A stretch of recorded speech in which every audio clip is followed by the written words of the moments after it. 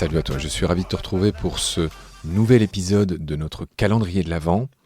Aujourd'hui, je vais te parler d'un tout petit animal qui vit dans les océans, qui s'appelle le mouton des mers, et qui ressemble à quelque chose entre l'alien et le Pokémon, et qui est tout vert avec une petite tête toute mignonne.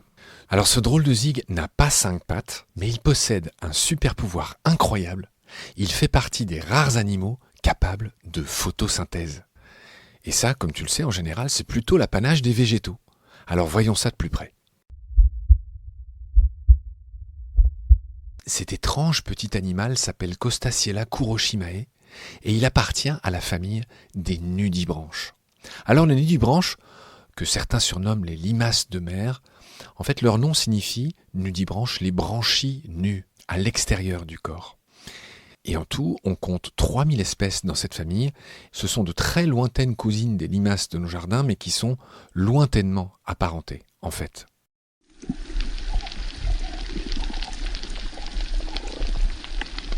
Alors, pour s'y retrouver un petit peu dans leur pédigré, dans la grande armoire de la vie, où sont les uns et les autres? Où sont nos vraies limaces terrestres? Où sont ces nudibranches? Alors, pour essayer d'être clair, les deux font partie d'un embranchement qui s'appelle les mollusques. Et les mollusques rassemblent aussi bien les céphalopodes, c'est-à-dire les poulpes, les seiches, mais aussi les bivalves, ce sont tous ces coquillages que tu connais, les huîtres, les palourdes, les moules, etc. Et puis là-dedans, il y a aussi les gastéropodes. Alors au sein de cette classe des gastéropodes, il y a d'un côté tout ce qui est escargots et limaces qui sont des mollusques adaptés à la vie terrestre, on les appelle les pulmonés, pulmonata, et leur nom laisse peu de doute sur le fait qu'ils ont un poumon, et c'est ça qui fait qu'ils sont terrestres. Alors là où ça complique, mais je ne veux pas trop compliquer, c'est qu'il existe des pulmonés qui sont retournés vivre dans l'eau. Leurs ancêtres sont d'abord sortis de l'eau et ensuite ils sont retournés dans l'eau. Ce sont les limnés ou les planorbes. Ce sont les noms de ces escargots d'eau, en quelque sorte. Bon bref, tout ça c'est l'ordre des pulmonés. Encore une fois, poumons, on comprend que ce sont les gastéropodes terrestres, alors que nos nudibranches auxquels se rattache ce petit mouton vert, ce petit mouton de mer, eh bien eux font partie des hétérobranches, qui est un autre ordre, et là pour le coup, la majeure partie de ces gastéropodes-là sont restés aquatiques. Leurs ancêtres ne sont pas sortis de l'eau, contrairement aux pulmonés. Alors, ces petits bijoux, les moutons de mer, vivent sur des algues ou au fond de la mer, en général dans les eaux tropicales de l'Indo-Pacifique, de l'Indonésie à la Nouvelle-Calédonie, en passant par la Réunion, on en trouve à la Réunion. Alors comme beaucoup de ses cousins, ce mouton de mer porte des appendices qu'on appelle des cérates sur le dos. Ça ressemble à de longs poils, à une espèce de crinière qui fait en général toute la beauté des nudibranches car ce sont parmi les plus beaux animaux du monde.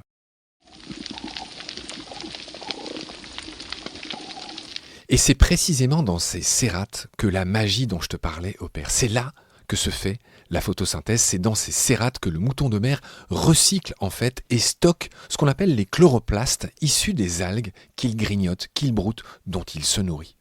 Alors que sont ces chloroplastes? En fait, ce sont les mini-centrales énergétiques des cellules des plantes qui produisent des sucres à partir de CO2, de gaz carbonique et d'eau, tout en émettant de l'oxygène et de l'eau. C'est ça, c'est l'équation de la photosynthèse. C'est ce que font les plantes, que ce soit sur Terre ou dans la mer.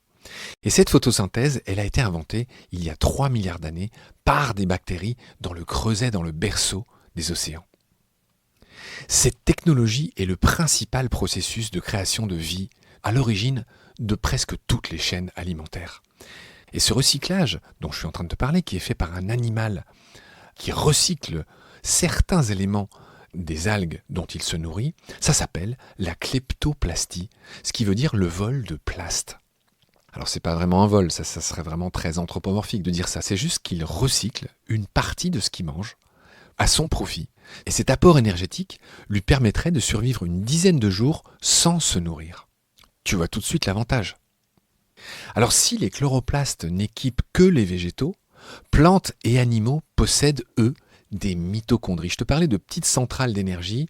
En résumé, sans trop compliquer, tu as compris que les végétaux se servent de leur chloroplastes pour fabriquer ce qu'ils mangent, c'est-à-dire du sucre à partir d'un peu de gaz et d'un peu d'eau, en rejetant de l'oxygène. Chez les animaux, ces petites centrales énergétiques s'appellent des mitochondries. Alors il faut savoir qu'il y a aussi des mitochondries chez les végétaux, je ne veux pas trop compliquer, mais par contre ce qui est sûr, c'est que les animaux, eux, ne possèdent pas de chloroplastes. Aucun animal n'est capable de lui-même de faire cette photosynthèse. Il a besoin de voler, de recycler ces équipements des plantes pour pouvoir faire la photosynthèse, se faire.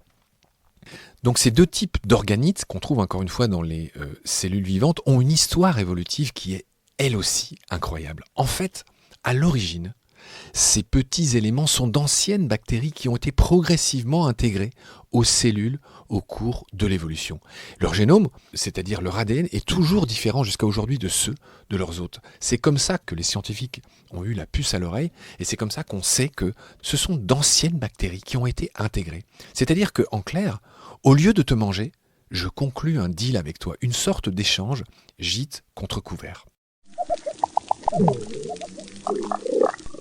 Alors la kleptoplastie, je t'ai dit que c'était rare, mais elle est partagée par plusieurs autres espèces de nudibranches et aussi par les foraminifères et les dinoflagellés qui sont d'autres tout petits êtres qui vivent dans l'océan. Les deux que je viens de citer ne sont ni des plantes, ni des champignons, ni des animaux, ni même des protozoaires. Ces loustiques-là appartiennent au règne méconnu des chromistes. Tu sais, c'est sans doute le moins connu des 7 règnes qui constituent le vivant, que je te rappelle, il y a ceux que tout le monde connaît, parmi les règnes, il y a les animaux, les végétaux, ça en fait 2 sur 7, il y a les champignons, que la science a sorti des végétaux seulement en 1969, tu vois que ça date pas d'hier là. C'est très étrange parce que les champignons qui sont eux aussi totalement incapables de photosynthèse, ça aurait dû mettre la puce à l'oreille des savants. Bref, le 4e règne, ce sont les bactéries, tu en as entendu parler, tu en as 2 kilos dans ton ventre, on en a tous à peu près 2 kilos.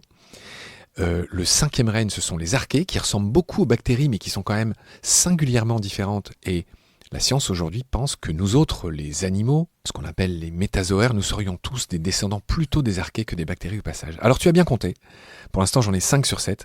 Le 6e règne serait justement les protozoaires, dans lequel, on va faire simple, il y a beaucoup d'êtres unicellulaires, mais il y a par exemple aussi le blob, tu sais, le fameux blob, lui c'est un protozoaire.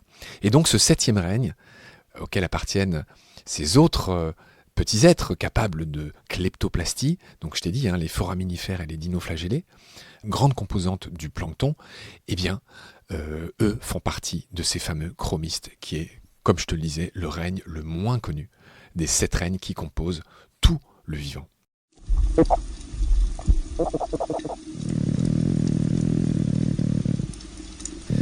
Le mouton de mer est la cible de nombreux prédateurs. Mais comme beaucoup de nudibranches, il a une botte secrète. Il est en effet capable d'autotomie. C'est-à-dire qu'il peut perdre ses cérates, tu sais, ces espèces de longs poils sur le dos, et donc laisser le prédateur faire mumuse avec ses poils qui se sont détachés pendant que lui file à l'anglaise, comme un lézard sans sa queue. Ça s'appelle aussi, dans ce cas-là, l'autotomie. En matière d'autodéfense, ces nudibranches ont une autre botte secrète, c'est qu'ils recyclent aussi les poisons de ce qu'ils mangent. Et donc, beaucoup de nudibranches ont des couleurs vives qui en font des véritables bijoux vivants, un peu comme notre scarabée tortue d'or, dont je t'ai parlé dans un autre épisode. Et ces poisons leur servent aussi à se défendre. Donc encore une fois, beaucoup d'espèces de nudibranches recyclent en effet non pas les chloroplastes, elles ne font pas tout ça, ça c'est le mouton des mers qui est original pour ça, mais par contre il y en a beaucoup d'autres qui recyclent les substances toxiques des espèces qu'elles broutent.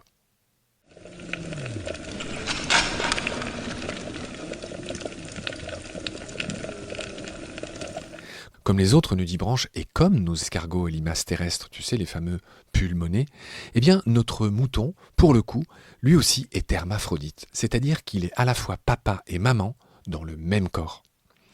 Même leur ponte est une œuvre d'art et ressemble à un mix entre un tutu de ballerine et un ruban en spirale déposé sur des algues.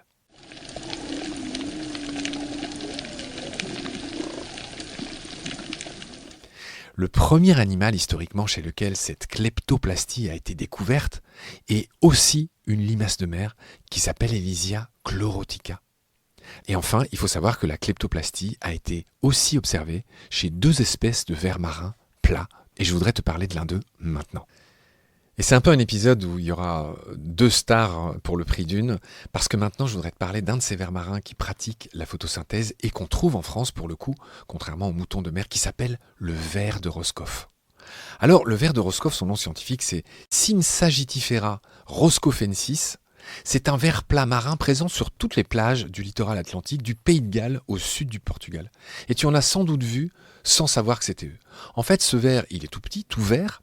Ils vivent par millions d'individus sur le sable et ça fait parfois des traînées vertes sur les plages. C'est ça, le ver de Roscoff. Sa belle verdeur éveille la curiosité des zoologistes depuis 1879 déjà et tu vas voir qu'elle continue de beaucoup nous inspirer aujourd'hui. Alors à quoi est due la couleur verte de ce ver de Roscoff ? Ces tout petits animaux mesurent entre 1 et 3 mm de long, ce qui les rend très difficiles à voir à l'œil nu. En fait, ils sont jamais seuls, c'est ce que je te disais. Ils grouillent en grand nombre sur l'estran humide breton. Alors il est assez simple dans son organisation. Sim sagittifera roscoffensis appartient à un embranchement, alors pour le coup que même moi je connaissais pas, qui s'appelle les Xenacellomorphes. Autant te dire que c'est vraiment pas quelque chose de connu, mais sa classification elle est encore débattue. Bon, aucune importance. Et chacun de ces petits vers de Roscoff héberge sous son épiderme, lui aussi, des micro-algues vertes unicellulaires, qui s'appellent Tetraselmis convolutae, qui lui donnent cette fameuse couleur. Et il n'en héberge pas une, ni deux ou trois, il en héberge près de 100 000. Donc tu vois, c'est une énorme cohabitation quand même. Il y a quelqu'un? Non, il n'y a personne. Ah bon? Ce qu'il y a de dingue chez ce ver, c'est qu'il prend un unique repas au cours de sa vie, ce petit animal. En effet, il n'y a pas de transmission verticale des algues du ver adulte vers le jeune. En clair, le ver adulte, quand il pond ses œufs d'évidence, il ne met pas des algues dedans. Ça n'existe pas dans le vivant, ça ne peut pas se faire. Donc, c'est au nouveau-né de se débrouiller pour assurer sa survie en capturant lui-même ces micro-algues. Et donc, au moment de l'éclosion, le jeune ver aspire des micro-algues par sa bouche, mais sans les digérer. Ce repas unique est critique, il est d'une importance vitale pour le jeune dont la survie est réduite à quelques jours au lieu de plusieurs mois si il n'arrive pas à le faire. Les algues ingérées vont alors s'installer dans les cellules du ver et se multiplier jusqu'à atteindre une limite. Et le ver va se laisser vivre au crochet des microalgues, ce qui explique que ce ver ne possède même pas de système digestif fonctionnel. En échange du gîte, ces bonnes samaritaines vont, je te le disais, nourrir le ver par le biais de la photosynthèse, c'est un peu comme le mouton de mer. Grâce à l'énergie lumineuse, elles fabriquent elles aussi du sucre, puis des acides aminés essentiels au métabolisme du ver, exactement comme ce qui se passe dans le corail. Tu sais que le corail est lui aussi une symbiose entre une petite algue qui s'appelle, dans ce cas-là, la zooxanthelle, avec le petit animal du corail, tu sais qu'il y a un animal qui vit en HLM, ils sont beaucoup sur les rameaux de corail, et lui il s'appelle le polype. Une des différences entre le corail et le ver de Roscoff, c'est que le polype, lui, continue à capturer, il fait plus qu'un seul repas, il continue à capturer du plancton avec ses petites cellules urticantes, et pour le coup, les apports de l'algue sont un complément, alors que le ver de Roscoff, lui, il est entièrement dépendant de son fameux premier repas. Après, il n'en fait plus, je te l'ai dit. Donc ce ver de Roscoff, il vit dans une zone de balancement des marées, en général sur le sable, pauvre en matière organique. Ces petits vers de Roscoff, ils sont très simples, encore une fois, mais ils sont quand même équipés de ce qu'on appelle de taches oculaires qui sont sensibles à la lumière. Alors eux, ils n'ont pas 10 sur 10 quand ils vont chez l'oculiste. Si tu veux, ça leur permet juste de faire une différence entre le sombre et le clair, de s'orienter. Alors pour optimiser leur temps de bronzage, avec des gros guillemets, les colonies qui sont enfouies sous un peu de sable à la marée montante, en fait, elles ressortent à la surface à la marée descendante. Elles profitent alors au maximum de la lumière du soleil pour permettre à leurs micro-algues de pratiquer leur photosynthèse. Ce comportement que je viens de te décrire, il est très étonnant parce que chez d'autres espèces, comme l'arénicole par exemple, dont on a beaucoup parlé dans Petit Poisson deviendra podcast, alors eux ce sont des vers, ils se réfugient sous le sable lors des marées basses, eux ils n'ont pas d'algues, ils se réfugient sous le sable lors des marées basses pour se cacher des prédateurs. Et au contraire, notre ver de Roscoff se cache de la marée haute afin d'éviter d'être entraîné par la houle. Tu vois, c'est deux comportements différents pour deux animaux qui vivent tous les deux sur l'estran. On a compris les logiques différentes.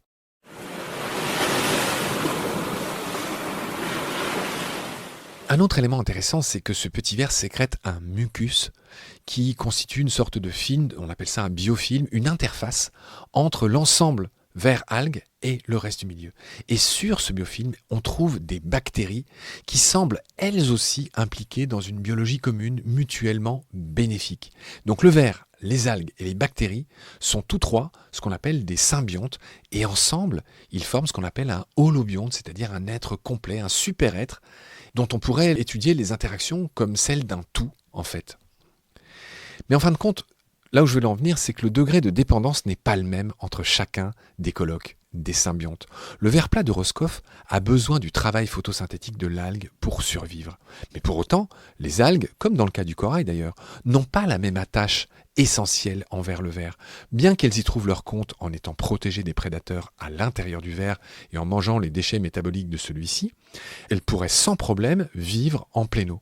Alors que le ver, lui, pourrait pas vivre sans ces algues. On voit bien donc que c'est déséquilibré. Et c'est comme ça que ce ver de Roscoff est devenu un modèle d'étude privilégié pour les relations complexes qu'il y a entre les symbiotes. Ces études ont permis de mieux comprendre la symbiose, qui est un terme qui fait réfléchir beaucoup de scientifiques, en fait parce que tu vois ici que la relation ver-algue relève au fond davantage de l'exploitation et du contrôle des symbiotes par leur hôte que de bénéfices, réciproques, genre 50-50. En bref, le terme de symbiose reste encore un sujet bien ambigu pour beaucoup de scientifiques. À ce propos, il y a une très grande chercheuse états-unienne qui s'appelle Lynn Margulis qui réfute le terme de symbiose pour la raison que je viens de te dire. Pour elle, c'est un peu trop simpliste et elle a raison. Alors ce ver de Roscoff, c'est aussi un extraordinaire ver de l'espoir, tu vas voir, parce qu'il inspire aussi beaucoup la médecine. D'abord, le ver de Roscoff résiste à une exposition solaire que peu d'animaux, y compris nous, pourrions supporter. En effet, les rayonnements ultraviolets du soleil, combinés à l'oxygène contenu dans les cellules des êtres vivants, entraînent un stress oxydatif à l'origine de mutations et de cancers de la peau, chez les êtres humains par exemple. Et pourtant, le ver de Roscoff s'en accommode très bien. Et ce ver, il maîtrise aussi la prolifération de ses colocs. C'est-à-dire qu'une fois qu'elles sont ingérées par le ver juvénile, les microalgues se divisent et se reproduisent jusqu'à envahir chaque recoin de l'animal qui est hospitalier de ce point de vue. On pourrait faire l'analogie avec une prolifération de cellules cancéreuses. Et oui, tu commences à voir l'intérêt pour les scientifiques. Le ver réussit à maîtriser les cellules qui prolifèrent et à stabiliser leur nombre. Et donc la compréhension de ce mécanisme est très prometteur pour toutes les recherches sur le cancer. Autre super pouvoir de ce ver de Roscoff, la guillotine ne lui fait ni chaud ni froid. En effet, si on lui coupe la tête, eh bien cette tête est capable de se régénérer entièrement en une vingtaine de jours.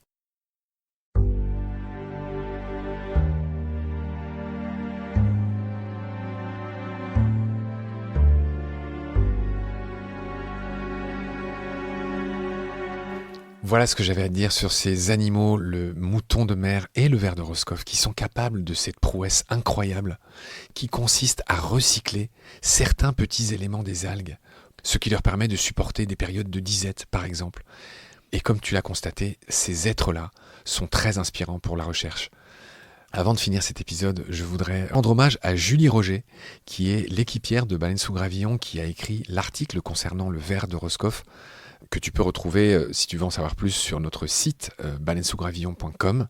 Donc merci à toi Julie, je suis content d'avoir pu recycler, un peu comme un ver de Roscoff, ton article dans ce calendrier de l'Avent.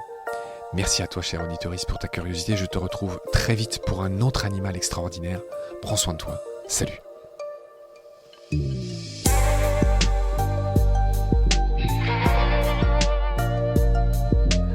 C'est la fin de cet épisode. Merci de nous avoir prêté tes oreilles.